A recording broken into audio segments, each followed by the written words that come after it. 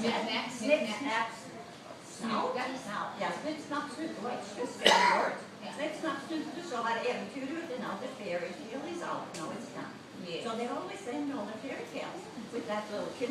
Kids knew how to say that. Snip, Snip, snap, snap, snuta, snuta. Så var äventyret, and that's a word for fairy tale. Äventyret ute. Out. Let's do it again. Snip, snap, snuta. Så var äventyret ute. snip, snap, snap.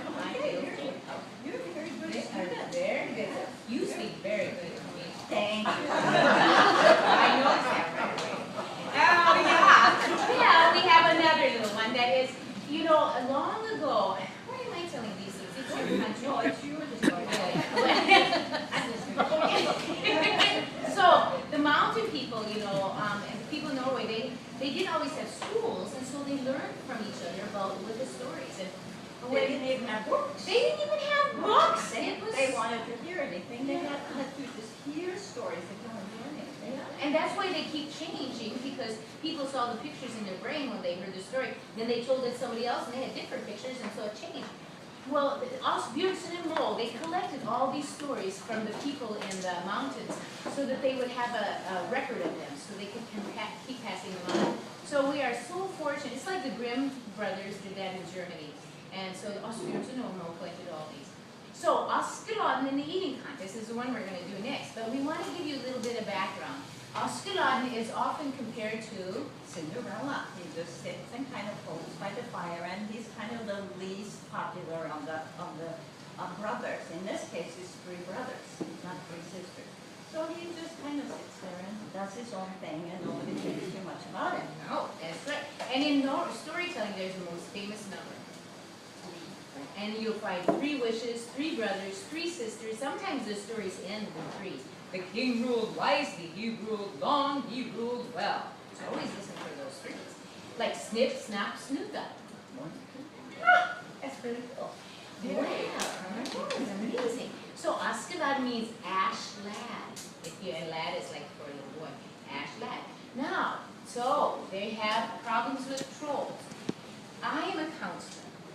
And I am so proud to be a Norwegian counselor, because Norwegians add a good way to work with their issues and their mental illnesses, because they could blame everything on the trolls. It's nothing in ourselves, it's just the trolls. Isn't that healthy? And so the trolls, though, were the things they didn't have scientists to explain why someone would go to the mountains and never come back, or why this mountain looked like it's scary. And all the things, and the sea had trolls. The trolls helped explain the mysteries that they couldn't explain. So I'm going to teach you what kind of trolls there are. There are a whole bunch of kinds. Well, there are different kinds. There are mountain trolls, there are valley trolls, there are cave trolls. They live and they don't like to be out in the sunlight. Yes. Yeah, they don't. They kind of try to hide all day long, and then they kind of come out when it's shadowy and Yes. yeah. And that's why the winter's so good for the trolls, because it's always dark and they can come out a lot. The Norwegians don't like that. And sometimes when they hear church bells ring, what happens, Ruth? Oh, they go and hide. And they turn to stone, right? Or something like that. Sometimes do. Well, there's all kinds of Oh, and sometimes the trolls have 3 heads, sometimes they don't. Sometimes they're big as buildings, sometimes they're just mean and nasty, aren't they? And kids, you know there really aren't trolls, don't you? I don't want to scare you from going to Norway, because Yeah. they really aren't. It's just something that people thought. But if you travel, like we go up to our cabin in the middle valley in Norway, and there are mountains on both sides of the road, and you look up at those mountains, and you can clearly see there's a huge giant up there. I mean, the mountains just look like a giant. And I can see how people thought they don't know oil, that's what. And then that explains many of the natural phenomena that happen. You know, and maybe a cow got lost, or some mountain, and goats or sheep got lost in the mountains, and there wasn't a troll there, but that's And oh, yeah, no. and the boy trolls, they like to try princess. And then they'd take her down into the cave and she'd have to scratch their head all their life. Yes, bad ways. Are you ready? Askelon in the 1800s. It goes like this. So once upon a time, far across the ocean in Norway, there was an old father who had been working so hard by the woods, and he carved many beautiful things from the woods and the forest, and he had great ways to make money for his family by selling them. Except one time he hurt his back so bad that he could not get into the woods to get the wood and to make some more things so he could feed his family. They were almost out of money. And one day he said, oh, if my 3 lazy sons would only go out to the forest and chop wood, we could make money so we could feed the family. They're so lazy. Why don't you go out there to chop wood for us? Oh, you'll be up in just a little while. What do you need our help for? We don't even like the woods. There are trolls there. Trolls, the father said. And when I was a boy, the trolls were in the forest, but I wasn't afraid of them. I just did the work. Why can't you? We don't like trolls. Wow, you must be chicken hearted then. And so one day, the oldest boy, Meyer, he said he would go out to the forest and chop wood. So Meyer put the axe over his shoulder. He went across the field into the forest. No sooner had Per got the blade of the axe in the tree when a great big troll came tramping through the forest. Tall as a fir tree, long black hair, and his body beady red eyes, snake-like teeth. He looked at the boy and he said, if you be trampling in my forest, I'm going to eat you.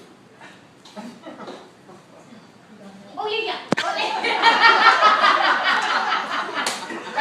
And then the boy, he just threw the axe away. He ran home to his father as fast as he could, and he said, You don't know how lucky you are that I'm alive. There was this big, ugly, horrible troll, and he said he was going to kill me and eat me.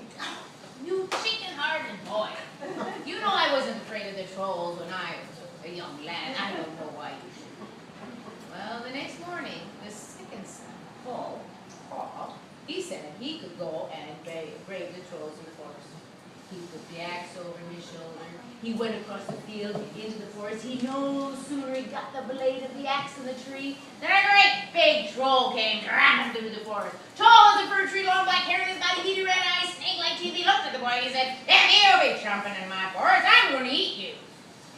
Oh, he was so frightened. He threw that axe away as fast as he could. He went back to his father and he said, You are so lucky that I am still alive. I ran into this huge, horrible troll, and he said he was going to kill me and eat me. oh, you chicken-hearted sons of mine, said the man. He just couldn't understand why his sons couldn't go. Then the morning came, and Askelon, the youngest boy, he said he could brave the troll in the forest. And his mother and his brother said, You? What? You go into the woods? You go hide him beyond the front door? And now you think you're going to go out and meet the troll and cut some wood? They laughed right in his face. But Askelon, he didn't say anything. He just asked his mama for some milk or some cheese or something to eat on the way. So she went to the cupboard and all she found was some goat's milk. So she took it over to the big black pot and she cooked the milk until it turned into cheese. She took that big round white piece of cheese and lifted it out, and you know what happens when you make cheese? It has a little bit of drips on it. And so she let the drips fall down. She put it in his knapsack. And he put it over his shoulder with the axe, and he went across the field into the forest. No sooner had he got the blade of the axe in the tree, and a great big troll came tramping through the forest, tall as a fir tree, long black hair, and his body beady red eyes, snake-like teeth. He looked at the boy and he said, if you be tramping in my forest, I'm going to eat you. He didn't throw his axe away. He didn't run home. He went over to his knapsack, and he pulled out that big white piece of cheese, and he squeezed it in front of the troll's face till little drips came out, and he said, If you don't watch out, I'm going to take your head and squeeze it like this big rock I have, and then you can see what happens. I want you to put a little bookmark here, and I have to tell you a little something. Trolls. I'm going to tell you a word that I never say about people except trolls and chairs and tables and things. The trolls are stupid. Their brains are like this big, and our our brains are huge. So the Norwegians, they can't find them because they're so big. They can outsmart them with their smart thinking. And so Askeladden, he said he was going to squeeze him, and the troll, remember his brain is very small. He goes, whoa, don't squeeze my brain. No, I'll help you chop wood. And everybody in Norway knows that the trolls are the greatest woodsmen. They can chop a long time. So Askeladden agreed, and they started chopping wood. They chopped all day long until at the end there were cords and cords of wood piled high. If you don't know how much a cord of wood is, how long it is, well, you know, there's look at everybody. Like Mark, he's got a red hat. You can ask him. He probably knows. He knows how long a cord it was. So I heard on you. Just ask him. And then they looked, and it was dark. And every Norwegian knows you don't want to be by a forest at night because the trolls come out and they get so mean. And so the troll looked at the boy and he goes, huh? Yeah, come home to my hut with me. I'm close. Askeladden, he knew better than to fight or argue with the troll, so he just followed along. And they got to the hut where the troll lived. And the troll looked at the boy and goes, huh? Take that bucket and go over there and get some water in the well. I'll build a fire. And I have to tell you, remember how big the troll was? The bucket came up to his head. And the boy looked at it, and then he tried to push it, and he tried to pull it. He couldn't make it budge, so he went to the troll and he said, No use trying to take this little thimble so long. I'll just go get the whole well. the troll thought he was going to pull the well out of the ground and drink. No, he didn't want to lose the well. Oh, yeah, well, no, he said, I'll go get the water. You build a fire. And so they sat down and they were going to eat this porridge. And then Askeladden, he saw that the troll was like, kind of looking at him like he wanted to eat him for dessert. So he had to think quickly with his brain, and so he said, Well, if it's all the same to you, let's have an eating contest. oh, well, the troll thought that was a pretty good idea. He knew he could beat the little puny Norwegian in the eating contest. All right, let's go. So he did not know this, but Askeladden, he went and got his little knapsack, and he put it over his stomach. And although he looked like he was eating, he was actually putting that porridge into the knapsack. And this went on for a long time. The troll's eating, and Askeladden, he's putting the food in his knapsack, but the troll thinks he's eating it. And finally, Askeladden, he stops, puts down his spoon, takes his knife, and he cuts open the knapsack, and all that porridge in the knapsack just oozes out all over the place. Now the troll saw this, but he didn't say it. He just kept eating.